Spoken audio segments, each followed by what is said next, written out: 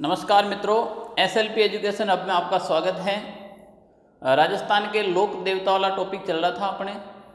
हमने बाबूजी, हड़बूजी, मांगलिया, मेहाजी पढ़े थे पंच पीरों के अंदर, और इसी पंच पीर के अंदर आज अपन राजस्थान के प्रसिद्ध लोक देवता बाबा रामदेव जी के बारे में बात करेंगे, जो संपूर्ण भारत के अंदर प्रसिद्ध है, न कि राजस्थान के अंदर हैं। ऐसे राजस्थान के लोक देवताओं के बारे में आज अपन विस्तार से पढ़ेंगे। तो चलो शुरू करते हैं आज अपन राजस्थान के लोक देवता बाबा रामदेव जी। रामदेव जी भी राजपूत शासक थे। ये तंवर जाति के थे। बहुत बार आता है, ध्यान रखना आपको, कौन सांगला थे, कौन राठौड़ थे। उसी प्रकार जो रामदेव जी थे वो तंवर थे। इनके जो पिता का नाम था अजमाल जी।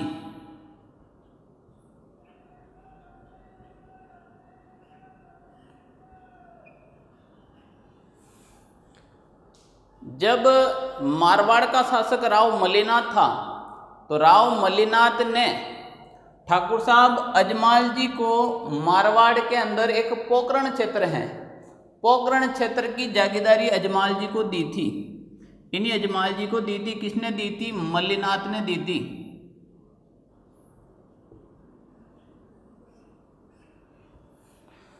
पर मित्रों, ठाकुर साहब अजमाल जी को बहुत बड़ा ये था कि इनको संतान सुख नहीं था। अब तो बहुत सारी सुविधा हो गई थी, पहले ऐसी सुविधाएं नहीं थी। तो संतान सुख बहुत बड़ी चीज़ होती है। आदमी के ज़िंदगी में तीन बड़ा काम होए: ढंग की नौकरी मिलनी, ढंग की छोकरी मिलनी, और उसके बाद संतान सुख मिलना। अगर ये तीनों चीज़ मिल जाए तो यह धरती पर जन्म लेना सिद्ध है। तो ठाकुर साहब अजमाल जी के साथ ये हुआ था कि ठाकुर साहब अजमाल जी को संतान सुख की प्राप्ति नहीं थी। ठाकुर साहब अजमाल जी ने बहुत तपस्या करने के बाद इनके घर में बाबा रामदेव जी का जन्म हुआ था। इनकी पत्नी का नाम था मेणा दे। तो रामदेव जी की माता का नाम क्या था? मेणा दे। रामदेव जी भगवान कृष्ण के अवतार माने जाते हैं। रामदेव जी भगवान कृष्ण के अवतार थे।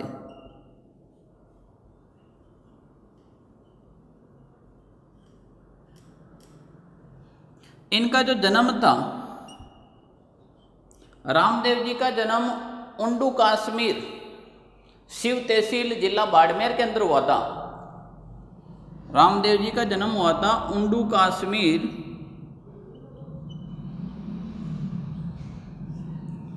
शिव तहसील, जिला कौन सा था भाई? बाड़मेर। रामदेव जी के बारे में जितनी भी बात आती है रुणेचा जैसलमेर से संबंधित आती है। पर ये ध्यान रखना, रामदेव जी का जन्म हुआ वो कहाँ पर हुआ था? बाड़मेर के अंदर हुआ था। अपने आप को ये भगवान कृष्ण के अवतार माने जाते हैं। और भगवान कृष्ण की क्या विशेषता थी? भगवान कृष्ण बाल्यावस्था में ही बाल लीलाओं के दर्शन करवाते थे।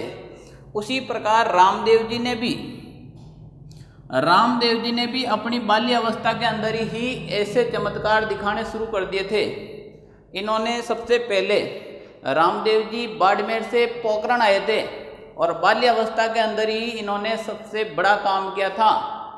पोकरण के अंदर इन्होंने भैरव राक्षस का वध किया था। किसका वध किया था? भैरव राक्षस का वध किया था।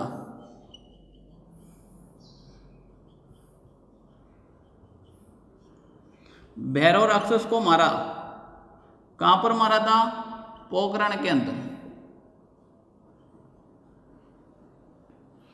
भैरव राक्षस को मारने के बाद पोकरण से ये रामदेव जी सीधा रुणेचा गांव पधारते हैं। और जब रुणेचा गांव रामदेव जी जाते हैं और वहाँ पे देखते हैं कि बहुत सदियों से अकाल, सूखा, पानी की बहुत विकट समस्या थी, तो रामदेव जी ने सबसे पहला काम यही किया था, इन्होंने रुणेचा के अंदर राम सरोवर का निर्माण करवाया था। राम सरोवर कहीं है? तालाब है।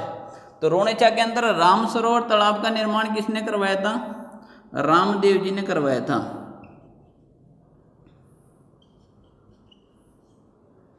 राम सरोवर तालाब का निर्माण।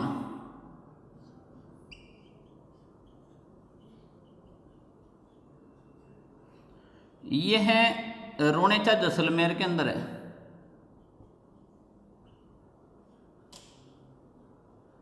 रोनेचा जैसलमेर। लोक देवता रामदेव जी की बात की जाती है तो राजस्थान के एकमात्र ऐसे लोक देवता हुए जो लोक देवताओं के साथ लोक कवि भी थे। ये राजस्थान के लोक कवि भी थे।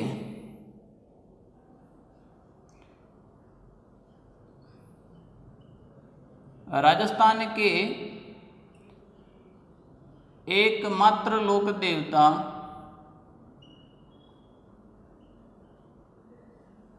जो कवि थे।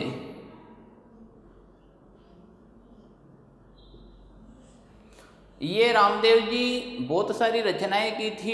इनमें इनकी एक रचना थी 24 वाणी रचना। बहुत बार क्वेश्चन आया था 24 वाणी रचना किनकी है? रामदेव जी की है। 24 वाणी की रचना किसने की थी?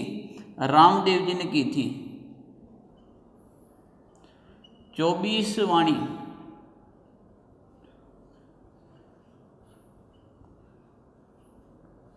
रामदेव जी ने एक पंथ भी चलाया था, कामड़िया पंथ। कामड़िया पंथ किसने चलाया था? रामदेव जी ने चलाया था कामड़िया पंथ। कामड़िया पंथ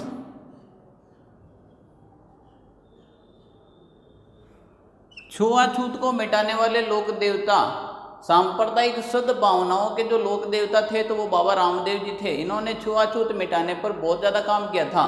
हिंदू मुसलमान एकता पर बहुत ज़्यादा काम किया था इन्होंने। तो छुआछूत पर बल देने वाले लोक देवता।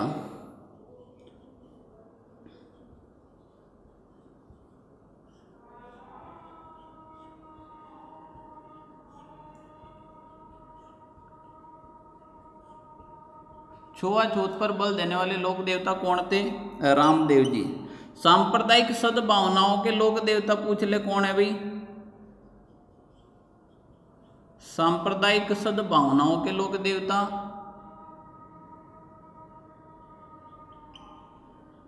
रामदेव जी। कौन थे भाई? रामदेव जी।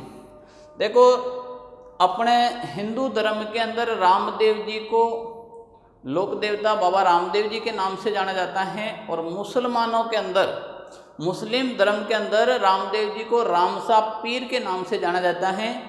मुस्लिम लोग रामदेव जी को क्यों मानते हैं? सबसे पहली बात, इन्होंने छुआछूत पर जोर दिया था। सांप्रदायिक सद्भावनाओं के लोक देवता थे।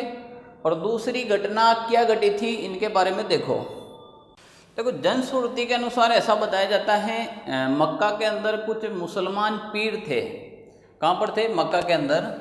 और उन्होंने बाबा रामदेव जी के बारे में सुना था कि भाई मारवाड़ में एक बहुत बड़ो लोक देवता है जो लोगारो भलो करे, या इस बारे में बात सुनी थी। तो मक्का से कुछ पीर थे। इन पीरों ने रामदेव जी की परीक्षा लेने के लिए मक्का से यहाँ आए कि भाई हम भी देखें कैसा लोक देवता है राजस्थान के अंदर या भारत के अंदर एक कैसा लोक देवता है। तो कहते हैं कि मक्का से कुछ मुसलमान आए थे। मक्का से कुछ मुसलमान आए थे और उनकी भेंट हुई थी रामदेव जी से। मक्का से जो मुसलमान आए उनकी भेंट रामदेव जी से हुई थी। तो उन्होंने कहा था कि हे बाबा रामदेव जी, हमें भोजन करना है। तो रामदेव जी बोले भाई भोजन ही तो करना है, कौन सी बड़ी बात है, करा दे, वहाँ पर बैठो आप भोजन कराओ। तो इन पीरों ने कहा कि रामदेव जी भोजन तो माँ कर ला, पर भोजन माँ यही बर्तन में करा जिनमें माँ हमेशा खाना खाया करा, और वे जो बर्तन है वो तो हम मक्का के अंदर भूले। तो रामदेव जी ने कहा कोई बात नहीं पीरो, आप अपना आसन ग्रहण करो, मैं आपके भोजन की व्यवस्था करता हूँ। और कहते हैं कि उसी समय बाबा रामदेव जी ने उन पीर को ऐसा चमत्कार दिखाया था कि मक्का से जो बर्तन काम ले रहे थे खाने के अंदर, वो मक्का से कटोरे यहाँ पर मंगवा दिए थे रामदेव जी ने। उसी दिन इन पीरों ने कहा कि हे बाबा रामदेव जी, हम तो पीर हैं पर आज से आप पीरों के भी पीर हैं, और आज से आपको लोग कहेंगे रामसा पीर, रामसा पीर। उसी दिन से रामदेव जी का नाम हुआ था रामसा पीर। तो पीरों के पीर किसे कहते हैं भी? रामसा पीर को कहते हैं। ये मक्का से आए मुसलमानों को चमत्कार दिखाया था रामदेव जी ने। रामदेव जी के जितने भी जो चमत्कार हुए थे उनको रामदेव जी का पर्चा कहते हैं, रामदेव जी का पर्चा।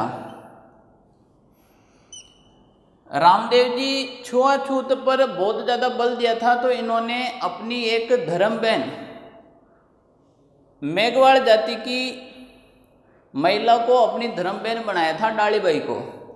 तो रामदेव जी ने अपनी धर्म बहन किसको बनाया था? डालीबाई को बनाया था। धर्म बहन कौन थी भाई? डालीबाई। और डालीबाई किस जाति की थी? मेघवाड़ जाति की थी।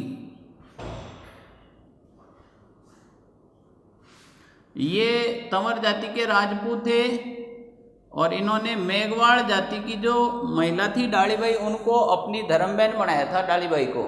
तो इन्होंने छुआछूत पर जोर दिया था। तो मेघवाड़ जाति के जो भक्त हैं, मेघवाड़ जाति के भक्त को रिखिया कहा जाता है। मेघवाड़ जाति के भक्त को क्या कहा जाता है? रिखिया। एग्जाम आ रखा है क्वेश्चन। रामदेव जी के मेघवाड़ जाति के भक्तों को क्या कहा जाता है? रिखिया कहा जाता है। क्या कहा जाता है? रिखिया। क्वेश्चन सीधा सिंपल बन जाए। रामदेव जी की धर्म बहन डालीबाई किस जाति की थी? मेघवाड़ जाति की थी। या धर्म बहन कौन थी? डालीबाई थी। कौन थी? डालीबाई थी। रामदेव जी के जो रात्रि जागरण होता है उसे जम्मा कहा जाता है। रामदेव जी का जो रात्रि जागरण होता है, जागरण, उसे क्या कहा जाता है? जम्मा कहा जाता है। रामदेव जी के रात्रि जागरण को जम्मा कहा जाता है। रामदेव जी की जो रात्रि जागरण होता है उस पर जो नृत्य किया जाता है, या जो रामदेव जी के भजनों पर जो नृत्य किया जाता है, उस नृत्य का नाम है 13 ताली नृत्य। तो रामदेव जी के भजनों पर कौन सा नृत्य किया जाता है? 13 ताली नृत्य। 13 ताली नृत्य के बारे में हम विस्तार से पढ़ेंगे राजस्थान के लोक नृत्य के अंदर। फिर भी मैं आपको थोड़ी सी जानकारी देता हूँ इसके बारे में, 13 ताली नृत्य क्या होता है। देखो, एकमात्र लोक नृत्य है, ये केवल बैठकर किया जाता है। रामदेव जी ने कौन सा पंथ चलाया था? कामड़िया पंथ चलाया था। तो कामड़ जाति की महिलाओं द्वारा, कामड़ जाति की विवाहित महिलाओं द्वारा यह नृत्य किया जाता है। कौन सा नृत्य? 13 ताली नृत्य किया जाता है। अब 13 ताली नृत्य का उद्गम कहाँ से हुआ था? 13 ताली नृत्य का उद्गम हुआ था पादरला गांव पाली। पादरला गांव पाली से हुआ था। इसकी स्टोरी थोड़ी सी बताऊं, देखो कैसे हुआ। 13 ताली नृत्य की जो मुख्य नृत्यांगना थी वो कौन थी? मांगीबाई थी। कौन थी? मांगीबाई। मांगीबाई थी चित्तौड़गढ़ की। मांगीबाई थी चित्तौड़गढ़। और शादी करने के बाद यहाँ से मांगीबाई आती है पाली।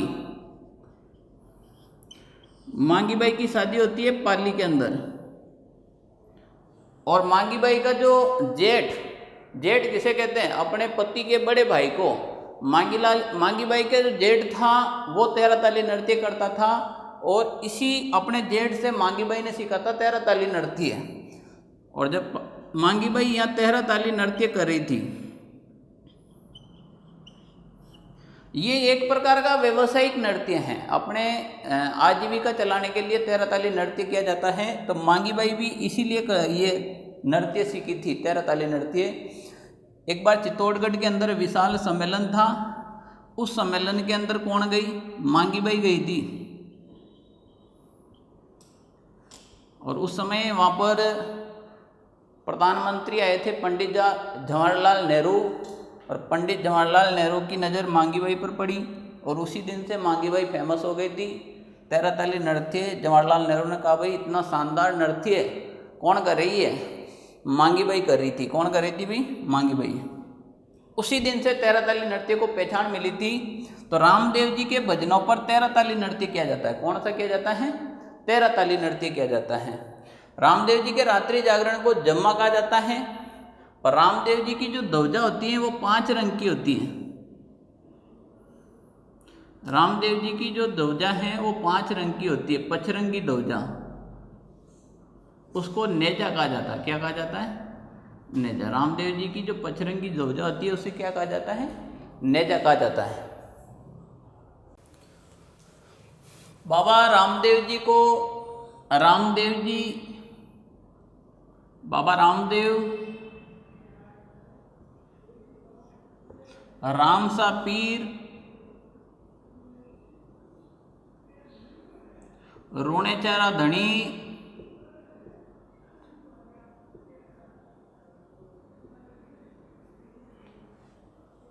लीला घोड़ारा सवार, नेतलरा भड़तार अन्य नामों से जाने जाते हैं। बाबा रामदेव जी के बहुत सारे नाम थे, जैसे भगवान कृष्ण के नाम हुए थे उसी प्रकार रामदेव जी के भी बहुत सारे नाम हुए थे। तो इनको रामदेव जी, बाबा रामदेव, रामसा पीर, रोणेचारा धनी, नेतलरा भड़तार, बहुत सारे नामों से जाने जाते हैं रामदेव जी को। रामदेव जी का जो मुख्य मंदिर है वो रोणेचा जैसलमेर के अंदर है। रोणेचा जैसलमेर।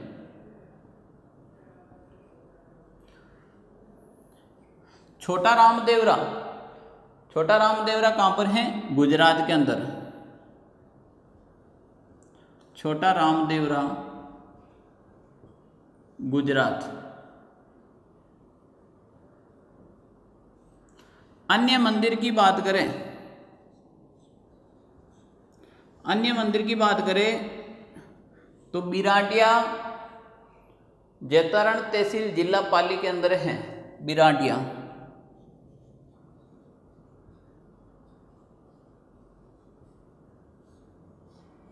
एक है। सूरतखेड़ा चित्तौड़गढ़ के अंदर भी रामदेव जी का बहुत बड़ा मंदिर है। सूरतखेड़ा चित्तौड़गढ़। वैसे रामदेव जी के मंदिर तो हर गांव के अंदर रामदेव जी का मंदिर, हर गली में रामदेव जी का मंदिर मिल जाएगा। पर जो फेमस मंदिर हैं, जो मुख्य मंदिर हैं वो रोणेचा जैसलमेर के अंदर हैं। छोटा रामदेवरा है वो गुजरात का प्रसिद्ध है। और एक रामदेव जी का मंदिर है जो बिराटिया जैतारण के अंदर प्रसिद्ध है। और एक सूरतखेड़ा चित्तौड़गढ़ के अंदर भी रामदेव जी का बहुत बड़ा मंदिर है। रामदेव जी के मुख्य मंदिर की बात की जाती है। मुख्य मंदिर था रोणेचा, और रोणेचा के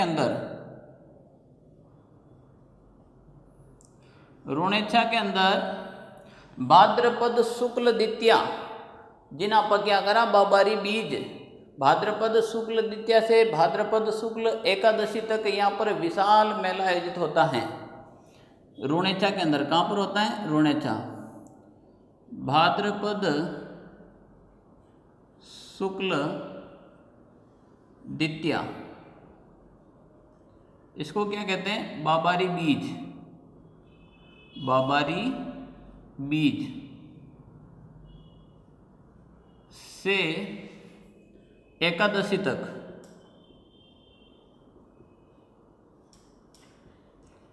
यहाँ पर विशाल मेला आयोजित होता है। और इस विशाल मेले को भाद्रपद शुक्ल द्वितीया बाबारी बीज से एकादशी तक जो विशाल मेला चलता है, इस विशाल मेला को मारवाड़ का कुंभ कहा जाता है।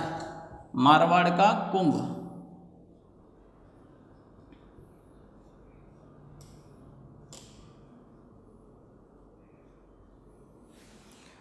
ये भी इंपॉर्टेंट है, बहुत बार कुंभ के बारे में क्वेश्चन आ जाता है। मारवाड़ का कुंभ किसे कहते हैं? बाबा रामदेव जी का जो मेला है रोणेचा के अंदर उसको कहते हैं।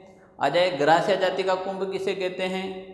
भील जाति का कुंभ किसे कहते हैं? मीणा जाति का कुंभ किसे कहते हैं? इनके बारे में बहुत बार क्वेश्चन आते हैं, तो ध्यान रखना। भील जाति का कुंभ किसे कहते हैं या आदिवासियों का कुंभ किसे कहते हैं? बेणेश्वर धाम डूंगरपुर आदिवासियों का कुंभ या भील जाति का कुंभ। नक्की झील सिरोही ग्रासिया जाति का कुंभ। और रामेश्वर धाम सवाई माधोपुर के अंदर मीणा जाति का कुंभ लगता है। इन बात को भी थोड़ा ध्यान रखना आप। भाद्रपद शुक्ल द्वितीया बाबा की बीज से एकादशी तक यहाँ पर विशाल मेला आयोजित होता है, जिसे मारवाड़ का कुंभ कहा जाता है। रामदेव जी के मंदिर के अंदर पगलिया की पूजा की जाती है। रामदेव जी के जो पगलिया हैं उनकी पूजा की जाती है। पगलिया मंदिर के अंदर कपड़े के घोड़े चढ़ाए जाते हैं। रामदेव जी के मंदिर में कपड़े के घोड़े,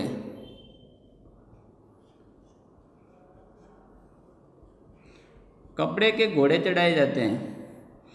जो मंदिर होता है उस मंदिर को देवरा कहते हैं। देवरा, रामदेव जी के मंदिर को क्या कहा जाता है?